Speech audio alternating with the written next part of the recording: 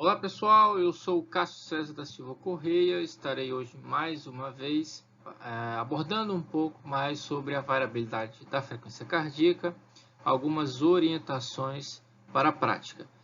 Eu faço parte do Programa Institucional Voluntário de Iniciação Científica, o PIVIC, do curso de Educação Física Bacharelado da UFAC, tutorado pelo professor Dr. Miguel Júnior Sordi Bortolini.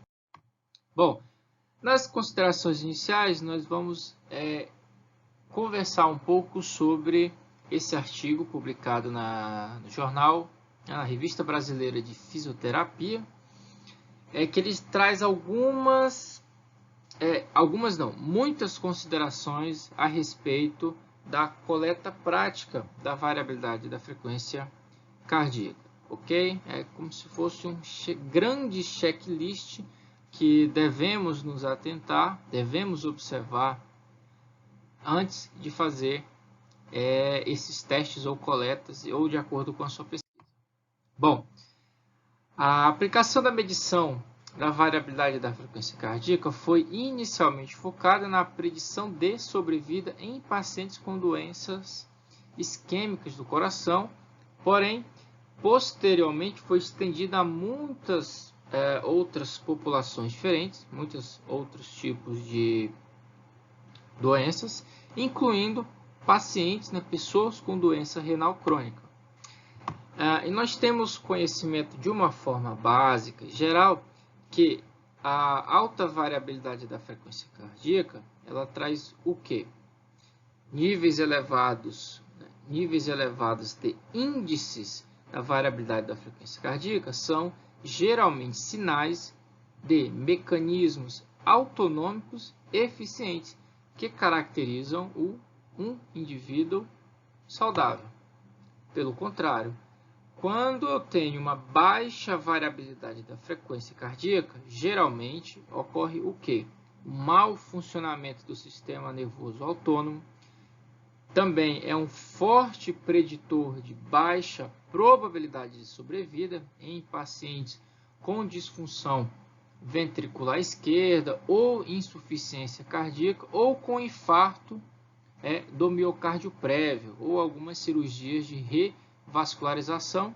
Também está associado ao aumento do risco de eventos cardiovasculares e desenvolvimento de doença renal em estágio terminal e mortalidade. De uma forma geral, nós temos que pessoas com uma alta variabilidade da frequência cardíaca apresentam uma condição de saúde saudável, e quem apresenta uma baixa variabilidade da frequência cardíaca apresenta uma condição de saúde com algum tipo de disfunção, uma saúde um pouco prejudicada. No entanto, existem anormalidades cardíacas, como distúrbios de condução e fibrilação atrial, por exemplo, particularmente presentes em idosos, que também podem produzir uma alta variabilidade da frequência cardíaca, tornando esse grupo pessoas teoricamente saudáveis. A fim de obter resultados confiáveis e reprodutivos na análise da VFC, equipamentos, métodos e técnicas devem ser usados que vão desde a preparação do local da coleta, ferramentas para capturar a variabilidade e determinar séries temporais RI até analisá-las.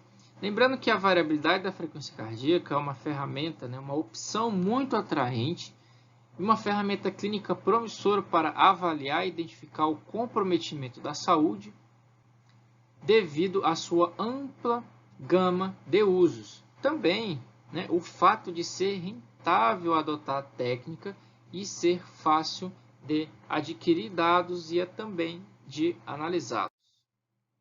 O objetivo do estudo em questão, do artigo, é fazer uma recomendação, são grandes recomendações de desenvolver um checklist de procedimentos de normatização quanto ao uso, metodologia de coleta e análise de dados da variabilidade da frequência cardíaca com foco na área de cardiologia e reabilitação cardíaca, ou de acordo adaptado à sua pesquisa.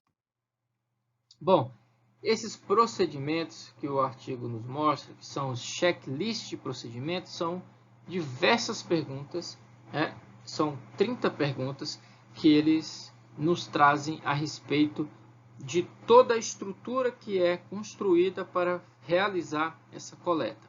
Então, os questionamentos são os seguintes: a saúde geral dos voluntários foi controlada, ela foi registrada? O local onde a pesquisa foi realizada foi adequado para inferir controle, seja o controle interno ou externo? Houve controle ou um registro de algum ruído no ambiente da coleta? Aqui nós estamos falando do local da coleta. A temperatura ambiente foi controlada, foi registrada? A umidade, olha só, temperatura e umidade da sala ou do ambiente que está sendo feita a coleta foi registrado? Foi controlado? O horário, a hora do dia em que a coleta ocorreu foi controlada? Foi utilizado o mesmo horário para todos os pacientes? Outro questionamento. Os pacientes ou voluntários estavam familiarizados com o ambiente de coleta antes do registro? Será que é a primeira vez que eles estavam numa sala ou em um determinado ambiente? Eles já estavam familiarizados? É uma boa pergunta. A circulação de pessoas foi controlada ou registrada? Entravam muitas pessoas naquele ambiente que você fez a coleta ou somente as pessoas que estavam ali autorizadas ou pessoas que já estavam ambientizadas, familiarizadas com o local? Havia alguma orientação ou um registro sobre a ingestão de algum tipo de substância? Vamos falar sobre o café. As pessoas poderiam tomar café antes, durante ou depois? Boa pergunta também. Havia alguma orientação ou registro sobre atividades físicas? Esse é um ponto interessante, porque vou abordar mais na frente, tá? Vamos passando aqui, mas é importante essa pergunta sobre registro da atividade física antes, durante ou depois. Os valores da linha de base dos voluntários foram registrados? Os voluntários tiveram descanso de pelo menos 15 minutos antes da coleta? Ou eles chegaram, sentaram, ou deitaram, ou entraram em atividade? Enfim, são mais um questionamento. Houve descrição da posição corporal dos voluntários? Os voluntários fizeram a coleta sentados, correndo, deitado? Foi feito esse registro? Houve descrição da dinâmica, ou do descanso dos voluntários durante a coleta?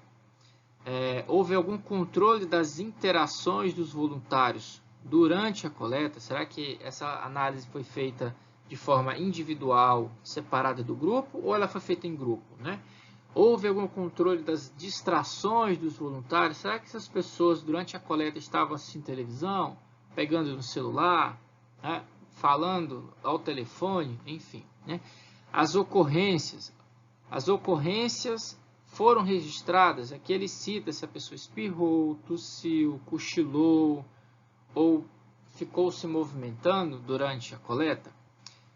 Alguns eventos clínicos ocorreram e foram registrados durante essa coleta. Por exemplo, a pessoa teve uma tontura, ela teve uma visão turva, uma arritmia, uma dor na barriga, uma dor no peito. Esses eventos, se ocorreram, foram registrados? O dispositivo com o qual os dados foram coletados foram descritos? Que tipo de software, que tipo de software, seja no aplicativo de celular ou relógio, monitor cardíaco, eles foram descritos na pesquisa? É outro questionamento. A taxa de aquisição do sinal foi descrita? O software utilizado para a leitura da variabilidade da frequência cardíaca, ele foi descrito? A duração total do tempo de aquisição ou tempo de leitura do sinal foi descrito? Se essa coleta foi feita durante 5 minutos, 10 minutos, por exemplo? a aquisição de outros sinais simultâneos, que eu vou abordar um pouco mais à frente, que é uma coisa comum, né, de você você realizar a coleta simultaneamente de vários parâmetros, né?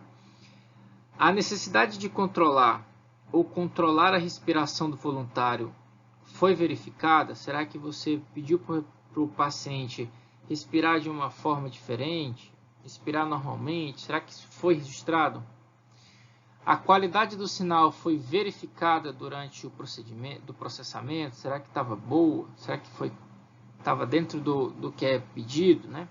A descrição da amostra de dados selecionadas a ser processada foi descrita? Como que era esse grupo, né? Como que era a amostra? Interessante. Foi descrita a necessidade de editar e filtrar o sinal durante o processamento? Boa pergunta. O software usado na análise foi relatado? Foi descrito? Questionamentos. O número de batimentos, né, o que eles chamam de janela de tempo em que a análise ocorreu, foi relatada? E os critérios de estacionalidade das séries temporais nos intervalos ou de intervalos RR também foram descritos? Então, são questionamentos que o artigo nos traz para que nós possamos, de uma certa forma, descrever como foi a pesquisa e para evitar erros futuros durante a análise, né? Então, é uma série de checklists, de questionamentos que temos que ficar atentos durante a coleta. Alguns erros mais comuns ocorrem, né? Então, os principais eu vou estar citando dentre outros, né? Não relatar totalmente as características clínicas da amostra, não caracterizar adequadamente o que é considerado normal, população geral, saudável e aparentemente saudável, não relatar dados demográficos com precisão, como por exemplo massa corporal, altura e índice de massa corporal, e não informando a faixa etária e gênero estudados ou os gêneros avaliados, né? O grupo não descrever de forma específica aquelas pessoas que são classificadas como normal, população geral, saudável ou aparentemente saudável. Então isso tem que estar bem claro e bem descrito no seu projeto, no seu trabalho de pesquisa. Antes de fazer a coleta da variabilidade da frequência cardíaca, é interessante que você consiga ter o máximo de informação possível do seu paciente, do indivíduo ou do grupo que você irá avaliar. Então, ele classifica aqui em alguns grupos de etapas que você tem que seguir ou que ele recomenda que você siga. Primeiro são os dados clínicos. Aqui nós estamos falando de exames, medicamentos, comorbidades associadas àquele indivíduo, se ele sente alguma queixa, enfim, aqui você vai fazer uma investigação clínica do indivíduo. Se esse indivíduo teve algum tipo de doença, hospitalização ou cirurgias recentes, isso tem que estar descrito. Qual é a capacidade funcional aeróbia desse indivíduo? Qual é o hábito de vida atual que do indivíduo também e anterior? Esses hábitos de vida podem ser facilmente questionados e respondidos através de questionários de atividade física ou questionários de socioeconômicos, enfim, há uma gama de questionários que podem retratar e relatar melhor os hábitos de vida atual e anterior das pessoas ou do grupo do indivíduo. Qual é o nível de estresse daquele indivíduo antes da pesquisa, durante a pesquisa e após a pesquisa. A parte da avaliação física, avaliação antropométrica de peso, altura, relação cintura-quadril, circunferência do quadril, enfim, há uma grande quantidade de testes avaliativos que podem e é recomendável que se faça o consumo de oxigênio de pico já é algo mais específico que requer um pouco mais de trabalho a ser realizado, mas também pode ser facilmente realizado. Padronização dos valores da variabilidade da frequência cardíaca, né? Então tem que ter um padrão de coleta para todas as pessoas de grupos diferentes, né? Horários, software, enfim, uma padronização.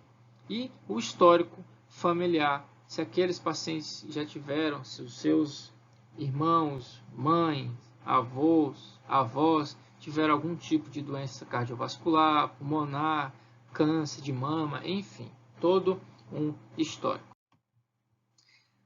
Antes da coleta também é interessante deixar de orientar o voluntário ou o paciente sobre as substâncias estimulantes e bebidas que devem ser evitadas antes do teste ou da coleta de dados. Interessante porque um dia antes, por exemplo, ou dias antes, alguns pacientes devem não ingerir, por exemplo, substâncias à base de cafeína ou estimulantes. Por exemplo, um simples café já pode interferir na variabilidade da frequência cardíaca.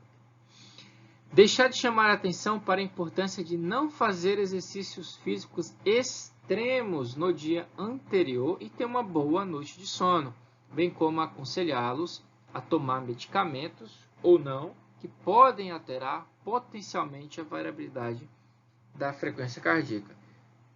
Então, o ponto 1 é sobre exercícios físicos extremos, orientar que aquela pessoa não faça ou não tenha um dia muito ativo antes da coleta e, de preferência, que ela não pratique atividade física de forma extrema e, de preferência, ainda que ela não pratique, para que esses dados venham a ser o mais verídico possível na questão da atividade física, para que o paciente realmente não venha com nenhuma alteração em decorrência da atividade física ou de um dia muito estressante ou ativo. Quanto ao uso de medicamentos, alguns medicamentos podem e vão alterar a variabilidade da frequência cardíaca, porém, alguns medicamentos são imprescindíveis para aquelas pessoas. Então, por isso que está aqui, ou não. Então, tem algumas pessoas que precisam diariamente tomar algum medicamento. Esses medicamentos não serão suspensos para a coleta da variabilidade da frequência cardíaca, porém, eles serão descritos que a pessoa utiliza algum tipo de medicamento, tá bom? Bom, no dia do exame, não descansar antes da coleta e não controlar as variáveis fisiológicas basais, como a frequência cardíaca e a pressão arterial. Então, olha que erro é mais comum, é você não coletar frequência cardíaca, você não aferir a pressão arterial e outras variáveis que você, se você puder, você pode fazer essa coleta para que você não cometa nenhum tipo de erro, né? No dia da realização do teste, não perguntar ao indivíduo sobre o seu estado de saúde. Interessante isso também.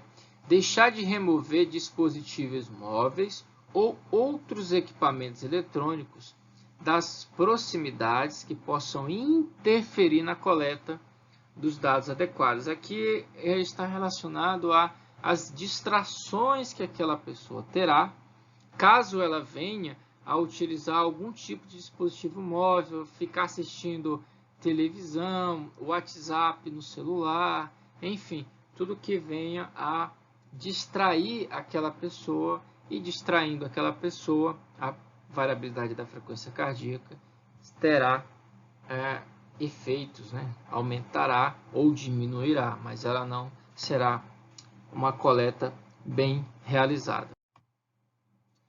Quando a gente fala no local da coleta e nos dados da coleta, aqui nós temos do ambiente da coleta, né? Que deve ser o quê? Um ambiente silencioso e com circulação mínima de pessoas, de preferência somente aquelas pessoas que vão fazer a coleta da variabilidade da frequência cardíaca. Ele recomenda também que a temperatura e a umidade gire, né, em torno de 20 a 24 graus e a umidade entre 40% e 60%. O período do dia, manhã, tarde ou noite, devem ser padronizados dentro do mesmo projeto de pesquisa. Então, não é recomendado fazer uma coleta de um grupo de manhã e fazer uma coleta de um grupo à noite, né? Você terá valores distintos. Se você quiser comparar grupos distintos, que comparem no mesmo período para a realização da coleta. Todas as pessoas farão a coleta de manhã, ou à tarde, ou à noite. Assim é a recomendação do artigo. Bom, quais são as deficiências, novamente, mais comuns? É não registrar a condição em que a variabilidade da frequência cardíaca foi coletada, ou seja, a pessoa estava em repouso ou em exercício? Ela estava acordada ou dormindo? Qual foi a postura dela adotada? Aqui, novamente, nós vamos responder mais uma pergunta do checklist, né? A pessoa, durante a variabilidade, ela estava deitada, sentada, em pé, na posição ortostática? Enfim, tem que ser descrito. Não posso esquecer de pedir ao indivíduo que não fale ou durma durante a coleta. Então, quanto mais parado possível, estático possível o indivíduo ficar, melhor eu vou ter essa coleta da variabilidade da frequência cardíaca, certo? Não fazer anotações se o sujeito espirrou. Aqui é mais uma pergunta que está sendo respondida. Então, se o indivíduo espirrou, tossiu, cochilou, se mexeu, sentiu uma dor na barriga, uma dor no peito, isso tem que ser feito uma anotação, tá? É extremamente importante que vocês registrem os acontecimentos durante a coleta. Durante a aquisição de dados, aqui é uma parte mais técnica, né? A primeira etapa do procedimento, antes da análise da variabilidade da frequência cardíaca, é determinar a série temporal do intervalo RR, que pode ser feito usando vários dispositivos. O intervalo ideal para a taxa de aquisição é entre 250 e 500 Hz. No entanto, existem recomendações de uma taxa de amostragem mínima entre 500 e 1000, enquanto uma taxa de amostragem de 126 Hz foi encontrado em aplicações como o HRV Biofeedback. Esse HRV Biofeedback, ele é uma função que fica dentro do aplicativo HRV, que aparentemente, de acordo com o trabalho, essa amostragem, de acordo com essa faixa, né, para aquisição de dados, foi interessante. Bom, existem muitos aplicativos de softwares diferentes que podem converter o sinal adquirido pelo dispositivo de aquisição na série temporal do intervalo RR. Citar aquele que foi utilizado é fundamental para garantir a qualidade da coleta de dados. Então, anotem também. A disponibilidade de instrumentos e o objetivo do estudo tem que estar escrito. Séries de longo prazo são obtidas usando o sistema de Volter, né? Que podem determinar os intervalos para 24 horas, considerando que os valores de variância do ciclo cardíaco aumentam de acordo com a duração do registro, utilizando um eletroencefalograma, né, o EECG, de 24 horas com o mínimo de 18 de dados analisáveis sugeridos. Aqui é a parte que você teria que ter o sistema, né?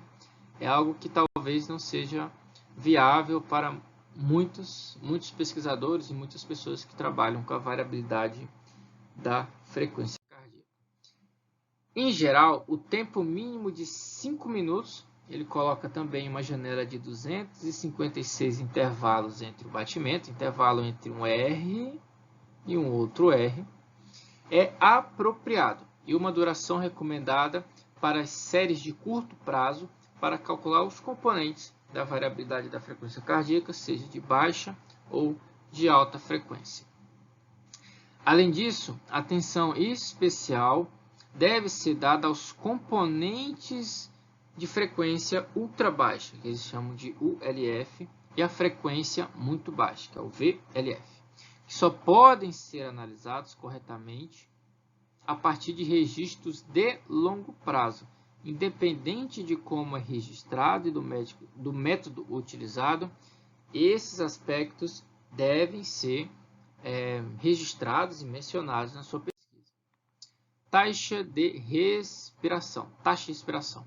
A respiração influencia diretamente a variabilidade da frequência cardíaca, portanto, o padrão adotado durante a coleta de dados, por exemplo, uma respiração espontânea ou uma controlada, ou em um ritmo que você determinou para as pessoas, deve ser consultado e deve ser registrado. É importante ressaltar que, quando a frequência respiratória apresenta valores inferiores a 8 respirações por minuto, ou seja, abaixo de 0,15, a decomposição do sinal respiratório gerará valores de espectro de potência que correspondem à banda de baixa frequência de análise espectral.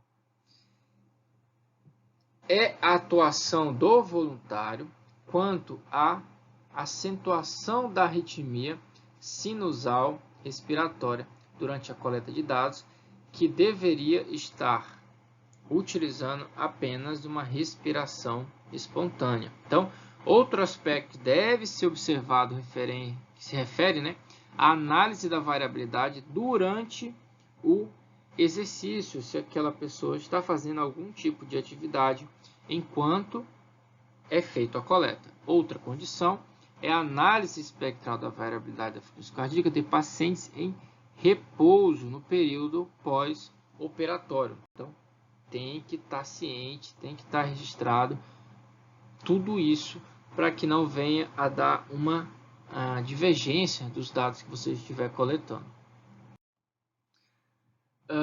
Recomenda-se que as frequências respiratórias sejam usadas próximas à frequência respiratória natural do sujeito para minimizar o estresse causado pela utilização de qualquer método, seja o método de Volter ou um método mais simples.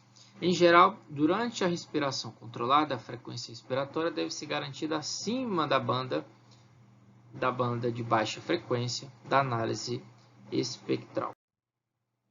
Bom, quando a gente responde mais uma pergunta lá do nosso checklist, quanto à gravação de outros sinais simultaneamente.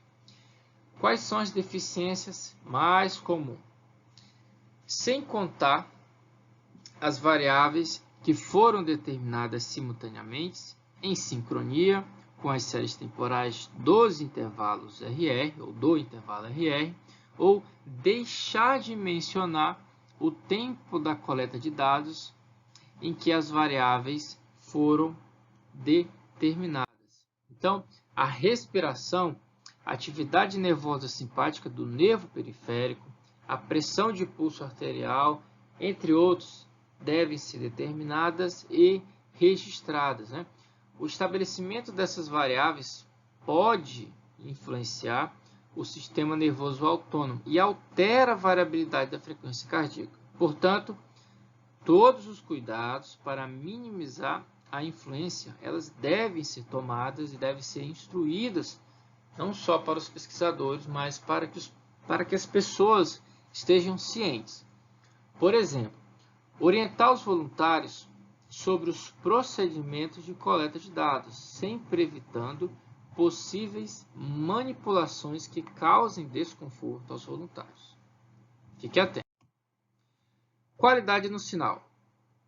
Mais uma recomendação aqui nós temos, que é um período de pausa pelo menos 15 minutos é recomendado antes da coleta na posição corporal que seria usada no estudo. Então, 15 minutos que antecede a coleta é é recomendado que aquele paciente fique calmo, fique numa sala reservada, sem distrações ambientais, que ele venha a ficar em pausa, né? Calmamente, numa sala, para que após esse período de 15 minutos, você inicie a coleta do seu estudo. As séries temporais R e RI devem ser suficientes para análise.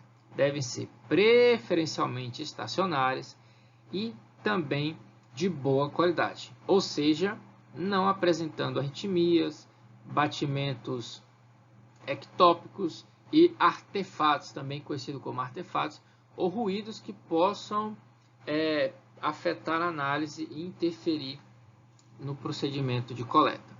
É recomendado o uso de pelo menos 512 pontos por um tempo mínimo de registro de 5 minutos. Recomenda-se que o comprimento do trecho selecionado para análise seja igual para todos os voluntários que compõem o estudo. Portanto, importantíssimo que os batimentos ectópicos, arritmias, ruídos e os acidentes devem ser removidos das séries R, RI do ECG e submetidos a uma interpolação usando métodos diferentes, como a interpolação linear, onde o RRI, terminando ou começando com um batimento ectópico, pode ser substituído por mais adjacentes, né? Intervalos RR definidos entre as ondas R normais. Então, primeiro, lembrando, o trecho avaliado, o trecho selecionado, o trecho retirado para análise, preferencialmente igual para todos os voluntários que compõem o estudo. Os autores têm utilizado um filtro padrão polar na condição moderada, no qual é considerado uma zona de proteção mínima de 6 batimentos. Considerando que a gravação não deve conter os artefatos, ruídos, batidas ectópicas, prematuras ou picos que possam afetar a análise se não foram removidas, recomenda-se a inspeção visual e manual. Para análise dos dados, nós temos duas formas, né? Que são os dados lineares e os métodos não lineares.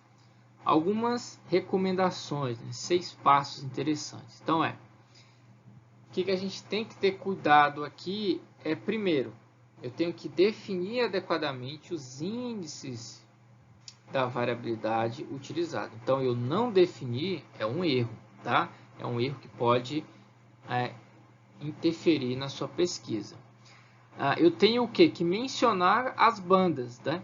Eu não posso não mencionar as bandas de frequência utilizadas na variabilidade e nem o domínio. Então, se eu não menciono, isso pode ocasionar erros na minha pesquisa.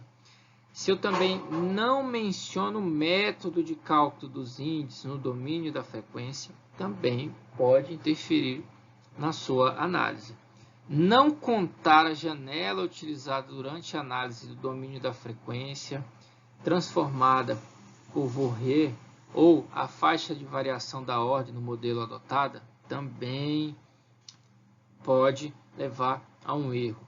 Não contar quais os ajustes foram utilizados no software para o cálculo, também pode levar a um erro. E não descrever qual foi o software utilizado, né? Aqui, nas gravações anteriores, nós utilizamos o Cubius, por exemplo. Então, na minha pesquisa, eu tenho que descrever o software que eu utilizei e outros programas e outros softwares que eu também utilizei.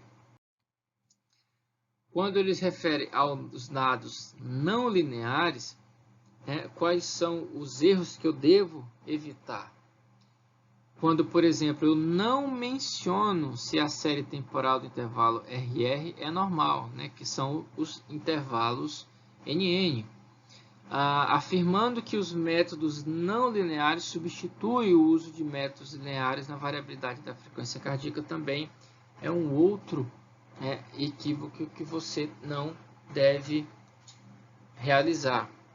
Avaliar curtos períodos, né? Se você avalia curtos períodos muito pequenos, acaba que esses intervalos não são tão bem aceitos assim. E também, novamente, não descrever quais foram os softwares utilizados na análise dos dados não lineares. Aqui nós temos o SD1, SD2 e a relação entre o SD1 e o SD2 é bem conhecido como índice de plotagem de Poincare. O SD1 ele representa a dispersão de pontos perpendiculares a linhas de identidade e parece ser um índice de uma gravação instantânea da variabilidade de batimento a batimento, que está relacionado com uma modulação parasimpática cardíaca. O SD2 ele representa a dispersão de pontos ao longo da linha de identidade e indica a variabilidade da frequência cardíaca em gravações de longo prazo.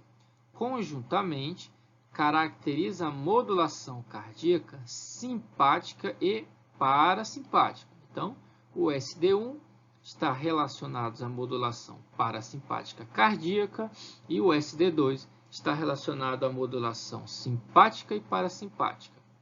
A relação, aqui a divisão entre os valores de USD1 e os valores de SD2 mostram a razão entre as variações curtas, batimento a batimento, e longas, SD2, longo prazo, de intervalos RR. Um tempo de registro para que você tenha uma relação boa através das coletas é de pelo menos 20 minutos.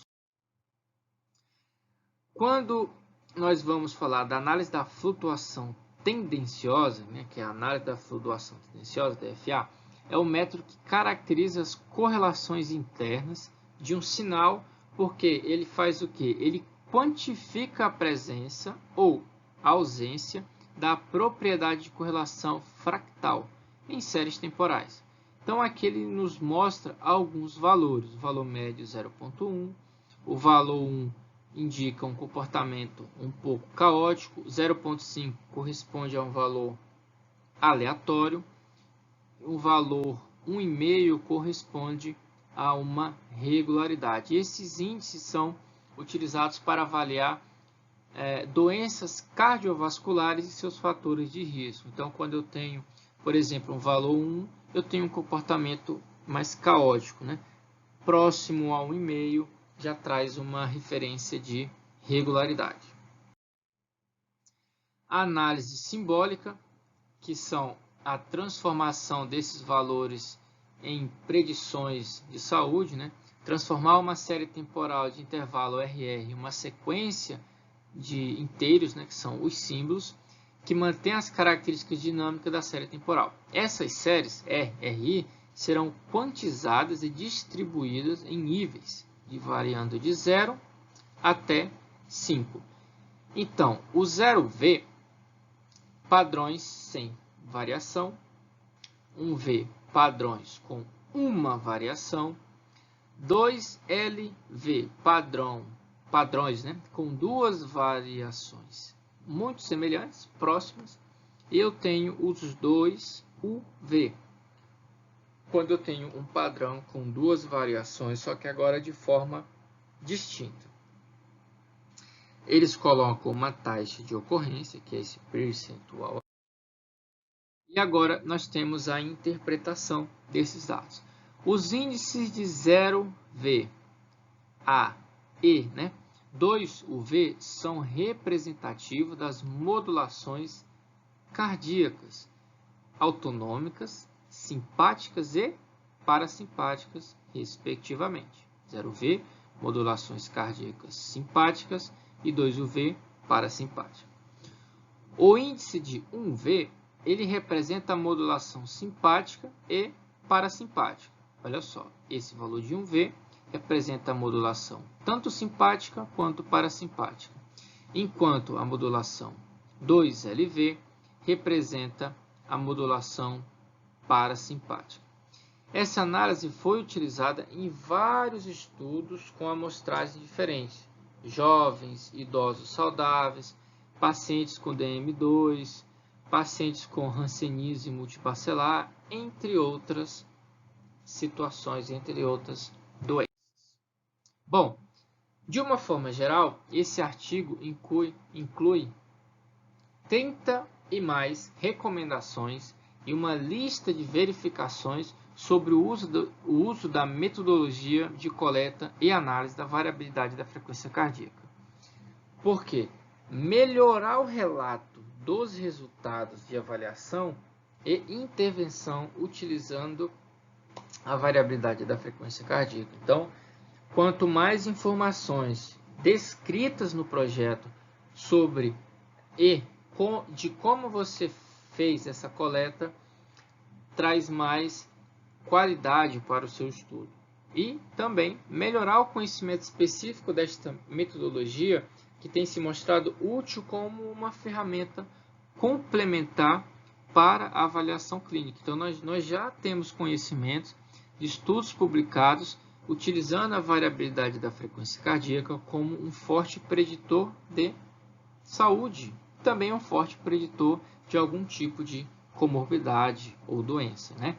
E a avaliação do efeito de intervenções terapêuticas não farmacológicas, como, por exemplo, o exercício físico de uma forma mais ampla atividade física na modulação autonômica cardíaca. Então, é um bom estudo que vocês podem estar lendo, assistindo junto da apresentação, conferindo as informações, anotando, para que a sua pesquisa tenha mais dados, mais informações e de uma forma mais correta, de uma forma mais real, será feita essa coleta da análise da variabilidade da frequência cardíaca. Ok? Bom, aqui é o meu e-mail. Qualquer dúvida, mande uma mensagem. Até mais. Obrigado.